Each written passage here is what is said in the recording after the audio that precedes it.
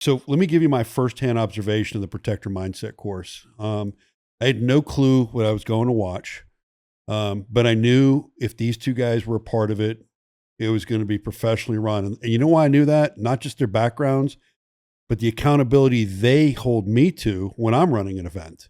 They're asking the right deep, hard questions. So I'm going down there, and the first one I watch, I was amazed. And I'll tell you why, because it used every principle that is successful in training somebody.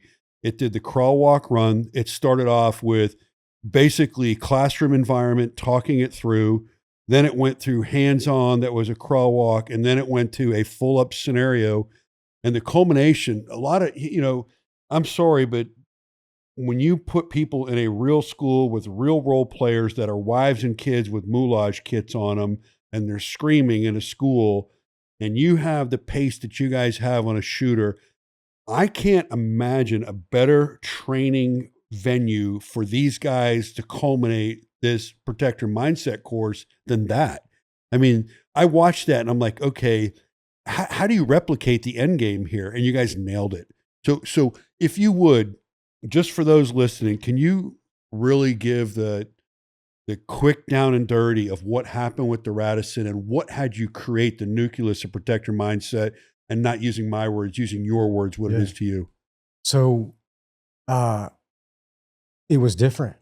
Like something was very, very different about that. Like, but the consistent thing was I was in the right place at the right time, and I'm the right person. But when I say it like that, I am the right person is what I really mean.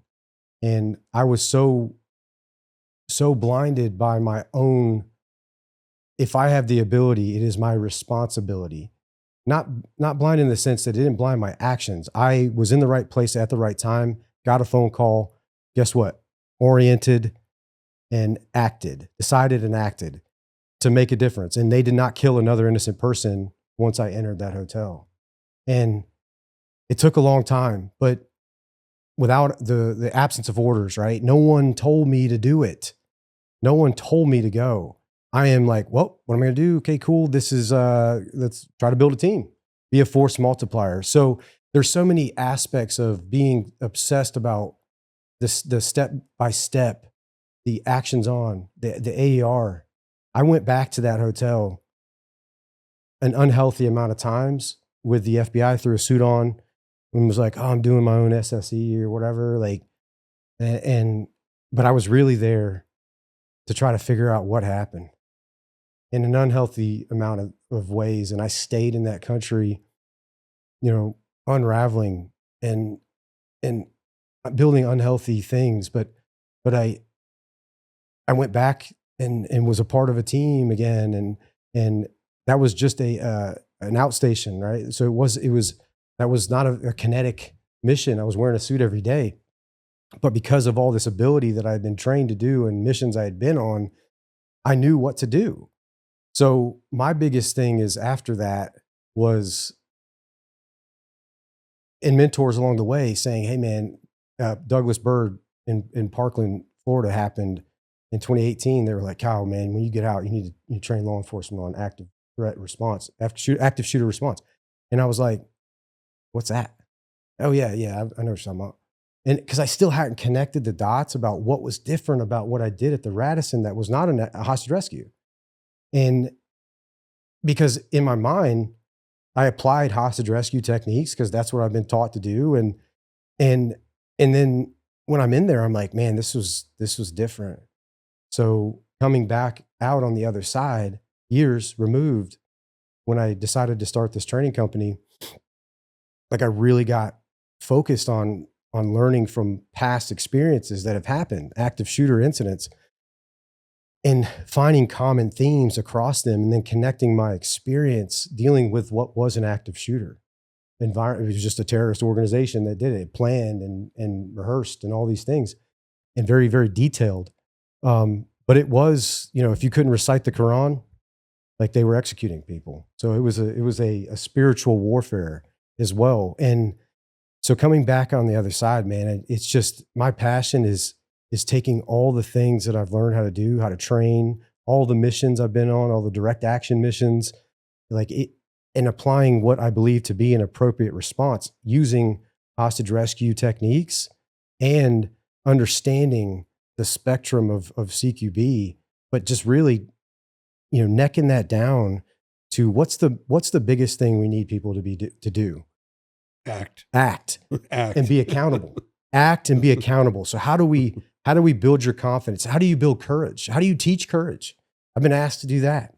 How do you teach courage, man? You should go teach cops to be courageous. And I'm like, can't, but because courage isn't the absence of fear. It's the prioritization of something else over your own fear. Franklin Roosevelt said that. And I believe that, man. Like it's a priority issue of embodying being a protector and understanding that you're going to mitigate risk. It's going to be dangerous, but in the priority of life scale, if you're law enforcement, you should know this, or hierarchy of life, different states call it different things, but it's innocent civilians, first responders, bad people. So in that environment, like your actions are different. So it's not HR where we're using the element of surprise. Like I want them to know, I want my presence to be known. It's more of a use of force continuum, announcing your presence with confidence, right? Command authority, to do that, but it's also distracting, right? So I'm isolating, distracting, and neutralizing the threat as my priorities. And that's what we teach. And that's the standard that should be taught across the country. And it is in a lot of places, but enforced. And we're a mechanism of accountability. And that was the 2-day open enrollment. But my favorite thing to do as far as training is the full-blown 3.5-day protected mindset. So one of the things, just for everybody listening, there's a lot of training companies out there training tactical teams and SWAT teams, where this is really cool to me.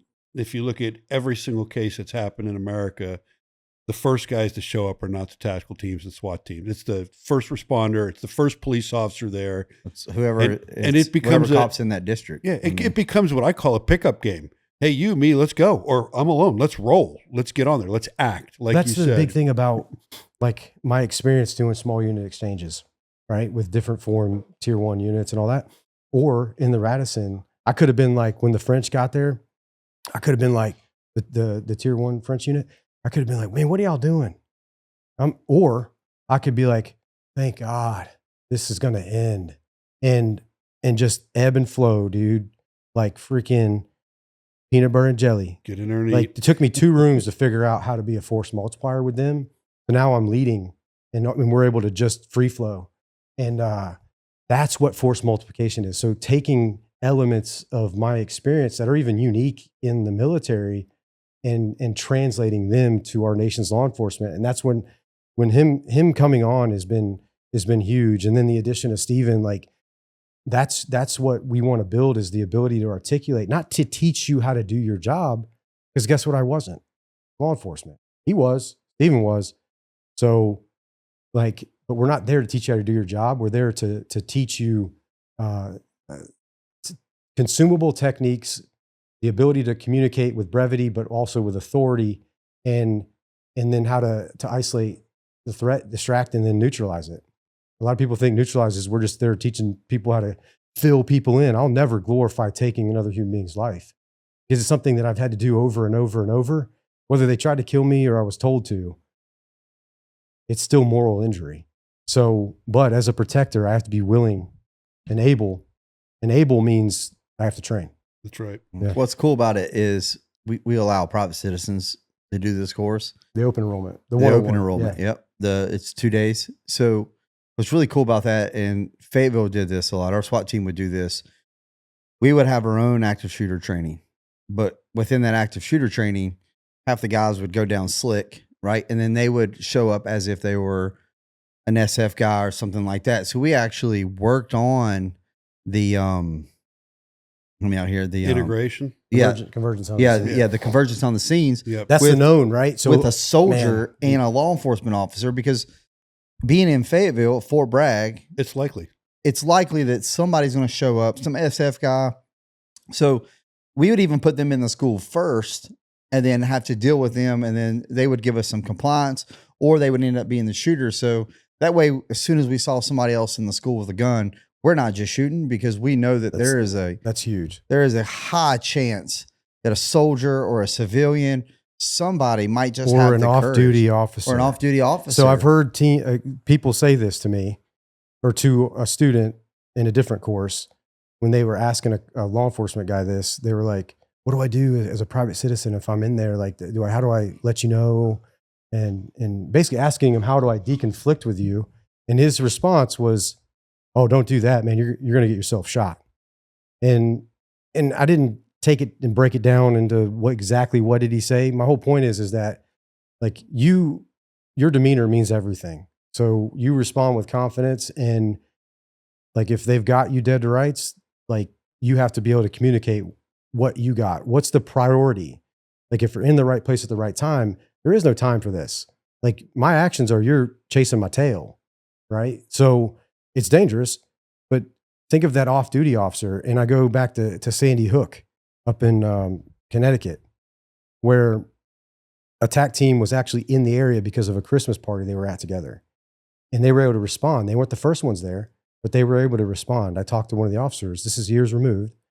And he was dealing with, even years after, like, he rounded a corner and put his weapon on fire, took the slack out of the trigger with his rifle, and almost shot this dude because he was running in plain clothes, blood all over him, pistol in his hand, across the hall. And I asked him, like, "Why didn't you shoot him?" And he's like, "Well, because his demeanor changed. I dominated this interaction, and his demeanor changed. It went from something that could be confused as nefarious almost."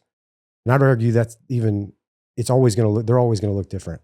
But my whole point is that was an off-duty officer that went in, pulled some kids out that were bleeding, got them to safety, and then was going back in to pull out more. So the known, like our motto at our company is prepare for the known and react to the unknown. The known is there will be convergence on the scene with varied levels of skill and dress. So we have to learn how to maximize and safeguard our bandwidth, to be aware of what's going on, because that's our number one tool. And then how do we become a force multiplier? It's concise. It's speaking with brevity, clear communication, but also violent.